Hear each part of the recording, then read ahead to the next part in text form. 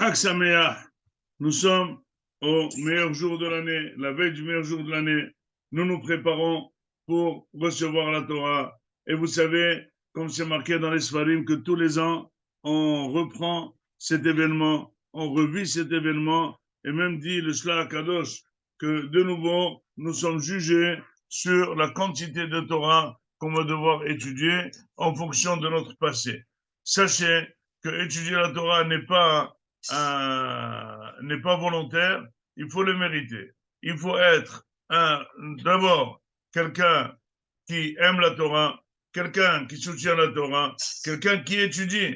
Si c'est quelqu'un qui étudie, Akadosh Baruch Hu va lui donner encore une envie de plus étudier. Et vous savez quel est le mérite de voir son dernier jour dire que j'ai étudié toute ma vie, toute la journée la Torah, j'ai étudié toute ma vie 1 heure par jour la Torah, j'ai étudié toute ma vie 10 minutes la Torah. Et puis, c'est pas la peine d'expliquer, c'est difficile d'expliquer. On ne peut pas expliquer à celui qui ne comprend pas c'est quoi ce secret, c'est quoi ce cadeau extraordinaire que nous a donné Akadosh Baruch Hu, c'est recevoir la Torah.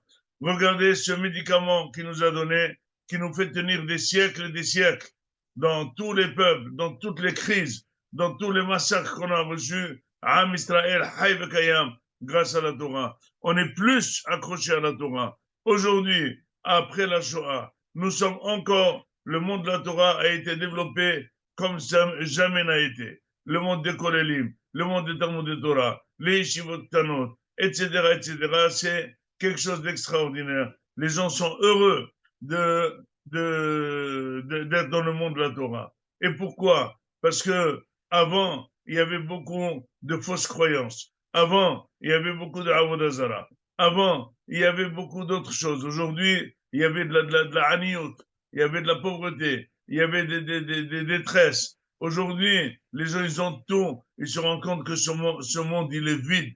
Ils sont arrivés à la conclusion de Shlomo HaMelech, réellement. Havel, Havalim, Akol Havel. Ça veut dire que jusqu'ici, c'était marqué dans les livres, mais aujourd'hui, nous voyons beaucoup de personnes, et riches, et aisées, et en bonne santé, et ayant tout, mais peut-être ils voudront faire tout de même fin à leur vie parce que ils ne sont pas très heureux. Qu'est-ce qu'il leur manque? Il leur manque tout, il leur manque la neshama. C'est justement aujourd'hui que les mots de Shlomo HaMelech sont devenus très réels. Havel, Havalim, Akol Havel. Ce olam, il est entièrement Havel.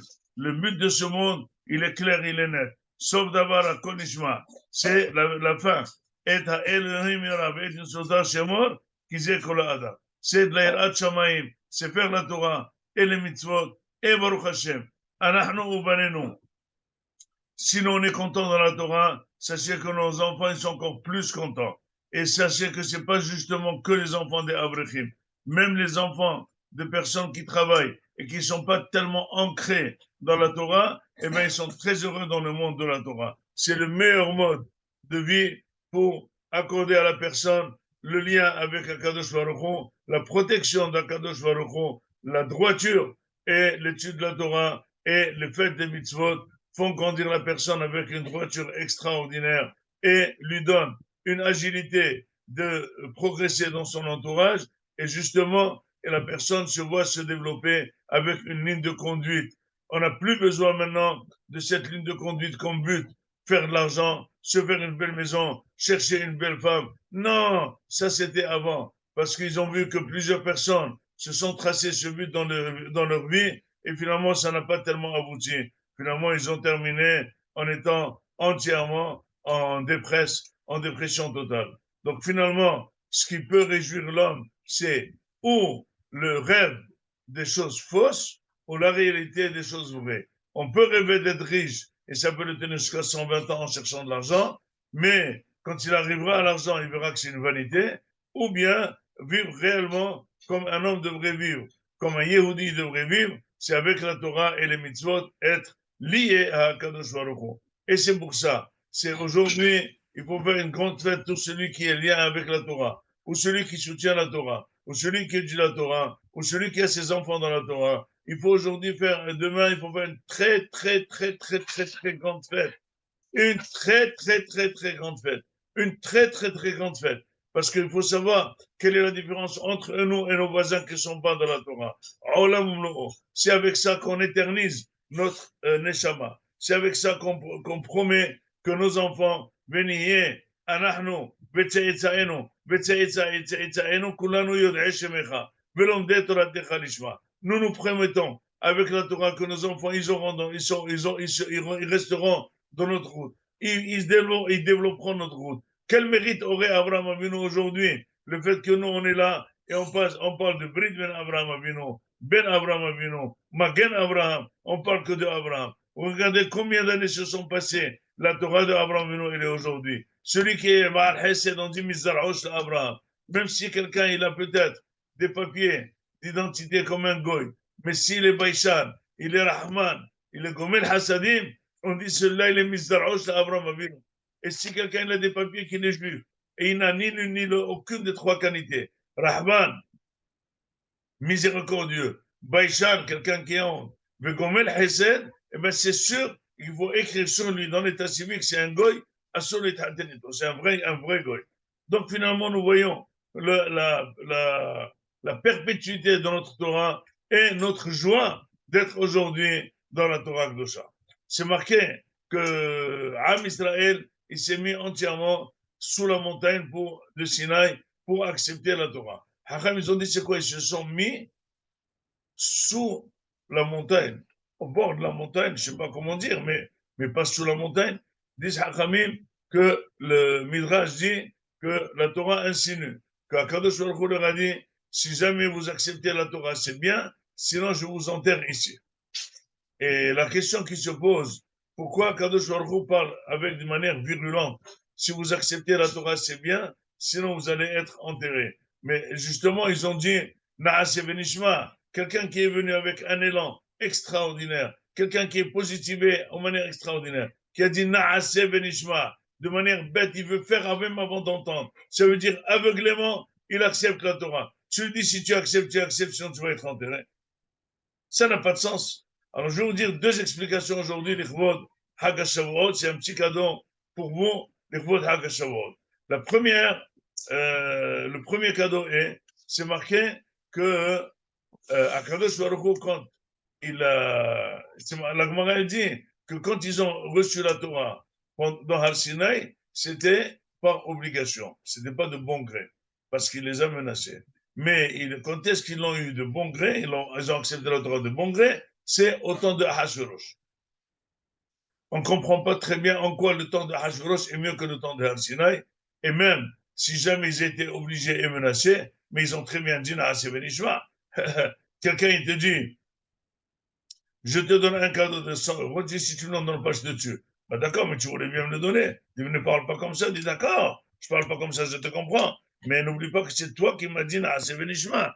Quel est le but de choses, de cette menace? Dit le Meshech Chochma que quand Am Israël a accepté la Torah, ils ont vu tellement de miracles qu'ils n'avaient pas le choix de dire non. Personne ne pouvait dire non. Celui qui voit le Har avec une fumée, celui qui entend la voix d'Akadosh Baruch Hu, celui qui voit, qui voit par les yeux la voix d'Akadosh Baruch Hu, celui qui voit la voiture d'Akadosh Baruch Hu soutenue avec 22 000 malachim, celui qui a vu des choses extraordinaires que tout le monde s'est arrêté, tout le monde tremblait quand ils ont reçu la Torah, quand ils ont vu qu'ils sont évanouis de recevoir la Torah. Ils ont le choix de dire non. C'est tellement vrai à Kadosh Baruch Hu que tu peux pas dire qu'ils ont accepté la Torah de progrès, c'était les obliger. Har Sinai, c'était une obligation, parce que de bon gré, c'est qu'il fallait même pas faire un petit miracle. S'ils ont accepté, et c'est tout. Il dit, mais par contre, ça c'est la période de Har Sinai. Mais par contre, la période de Hashverosh, c'était une histoire que Am Israël devait être exterminé et qui s'étale sur 9 ou 11 ans. Et finalement, cet étalement, c'était des opérations politiques. Voilà Haman, voilà Mordechai s'est nommé, voilà Esther, etc., etc. Que chaque acte, à lui seul, on pouvait dire que c'est de la politique, c'est une histoire. Finalement, quand Am Israël a été sauvé, au lieu d'écrire ça dans les journaux, ils ont fait de ça une Megillah, ils ont accepté que c'est un Nesgaloul. Disent les Mefarshim, disent les Meshech Chochma, faire de quelque chose qui pouvait être traduit naturel, refaire ça un miracle, Ça s'appelle accepter la Torah de bon gré. Ça s'appelle que tu as accepté de faire quelque chose qui avait un trait naturel, tu l'as rendu un miracle. Et chaque année, on est en train de fêter ce miracle. Ça, c'est accepter la Torah de bon gré. Par contre, accepter la Torah au moment de Har-Sinaï, on était tellement éblouis par les Nissim, c'est quand quelqu'un il rentre chez un Admour, il commence à lui dire les 4 vérités, il lui dit je peux te faire, etc., etc., tu vois bien qu'il ne peut pas refuser. Ça s'appelle qu'on était obligé, qu'on n'a pas fait ça de bon gré, bien que on a dit donc ça, finalement, si jamais demain et aujourd'hui, on veut accepter la Torah Meratson, c'est de commencer à traduire tous les actes de tous les jours par un miracle et voir que finalement rien n'est évident. Tout ce qui est évident pour nous, pour le voisin n'est pas évident. Tout ce qu'on a eu, on s'est marié, c'est pas évident. On a eu des enfants, c'est pas évident. On est en bonne santé, c'est pas évident. On était malade, on est de bonne santé, il y a un médicament pour notre maladie, ce n'est pas évident. Chaque chose, on peut la rendre miracle. Mais si jamais on est aveugle, eh bien chaque chose, on la rend naturelle. Celui qui veut être accroché à la Torah, il faut qu'il vive tous les jours les miracles. Comment vivre tous les jours les miracles? Savoir que rentrer aux toilettes et sortir, c'est un miracle. Savoir que manger et que le manger est passé dans le corps, c'est un miracle. Savoir que tu entends, tu vois, c'est un miracle. Si tu traduis que toutes les choses qui sont naturelles, miracles, ça veut dire que tu vois que la Torah, finalement, tu es accroché à Kadosh Baruch Hu, et bien ça te donne plaisir de travailler, d'étudier la Torah 24 heures sur 24. Sachez que Haïm Hem le Motsahem, Kem Hayenu, Veorech Yamenu, Uvaim Negeyom Avarela. Notre vie, c'est la Torah, et notre vie, c'est l'allongement de notre vie elle-même. La Torah, c'est l'allongement de notre vie, et c'est avec ça que ça nous fait plaisir d'étudier ça toute la journée. Chacun dans sa maison, il devrait avoir des livres, il devait s'instruire, il doit étudier, il doit suivre des cours, et il doit absolument envoyer le mari à aller étudier obligé. Et les enfants aussi doivent avoir l'obligation de ne pas les occuper avec des studios, avec des télévisions et des films, et des Game Boy et des iPhones. Tout ça va sauf, ça fait un trou dans la tête et un vide dans la neshama. Il faut les remplir avec beaucoup de spiritualité pour qu'ils sentent c'est quoi que la vie, elle a un sens, elle a un mérite, et ça vaut le coup de trimer dans cette belle vie que nous a donnée la Kadosh Baruch Hu. Tout ça, c'est le premier cadeau avec l'enveloppe. Le deuxième cadeau c'est que vous savez qu'aujourd'hui, finalement, on aime faire les choses de bon gré, on n'aime pas être obligé. Am Israël, il a dit Naaseh Benishma. Mais ça veut dire maintenant vous êtes emballé. Imaginez-vous, vous traversez des difficultés. L'emballement va partir. Dis-moi, on croyait qu'on pouvait. Maintenant, on ne peut pas. On rend service. Je t'ai rendu service pendant 1 an, pendant 2 ans. Aujourd'hui, je ne peux plus te rendre service. Parce que c'est volontaire. Dis à Kadosh Baruch Hu, sachez que je ne veux pas de volontariat. Le cadeau que je vous donne, c'est pas si vous voulez faire. Si vous ne le faites pas, vous allez être enterré ici. Bien que, finalement, Kadosh Baruch Hu, il les a pris que d'être avadim. Alors, au moins, j'ai dit, si vous ne voulez pas, je vais vous rendre esclave comme vous étiez. Il dit non, vous allez être enterré. Il dit, sachez, regardez ce que j'ai fait aux Égyptiens. Regardez comment je les ai exterminés aux Égyptiens. Eh bien, sachez que si jamais vous acceptez pas la Torah, vous allez être comme.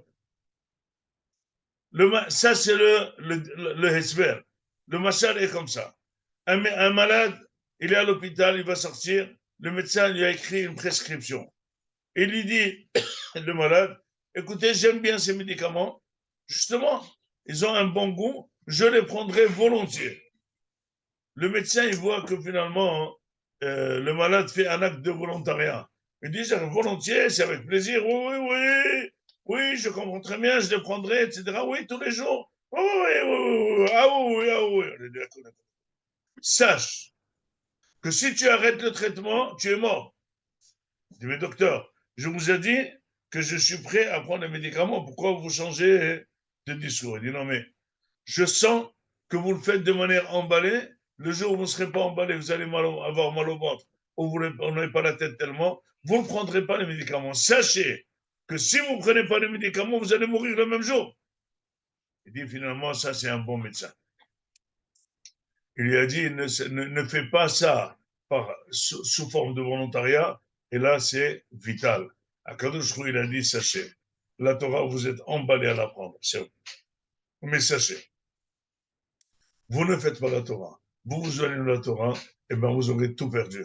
Sachez que vous allez être enterrés. Am Israël, chaque fois qu'il a été mitrahek de la Torah, il a péri. Il a excité l'égoïme contre lui. Il a tout fait. Aujourd'hui, Rabotai, nous sommes en Israël et nous vivons, Baruch Hashem, une prospérité de la Torah et finalement un monde entier qui nous haït, même en Israël, et qui n'aime pas ça. Mais on va gagner. C'est pas qu'on va gagner, on a déjà gagné. Parce que on est entièrement un peuple dans un peuple très content, très heureux, très organisé, très solidaire, très fier de la Torah Akdosha.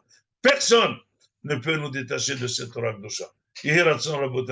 Que on comprend la vitalité de la Torah Akdosha, l'importance vitale de la Torah dans notre vie, l'importance de l'étude de la Torah, l'importance de l'application des mitzvot, et remercier à Kadosh Baruch Hu de nous avoir mis parmi les croyants et nous avoir éloignés des non-croyants, qui nous a mis dans son armée, qui nous a mis dans son élite, et on est fiers d'être de ceux qui représentent Akadosh Baruch Hu, qui font les mitzvot au mieux pour faire le kavod d'Akadosh Baruch Hu. À vous tous, Hak Sameach, réjouissez-vous, buvez, mangez, étudiez la Torah, et sachez, c'est le jour de la création de Am Israël. C'est notre meilleure journée de l'année pour être très content d'être enrôlé dans l'armée de Akadosh Baruch Hu. À vous tous, très fiers de vous, avec tous mes remerciements pour tout ce que vous faites pour les mosdot, pour les institutions. À tout le monde, Hag Sameach, ve Shabbat Shalom Mevorach.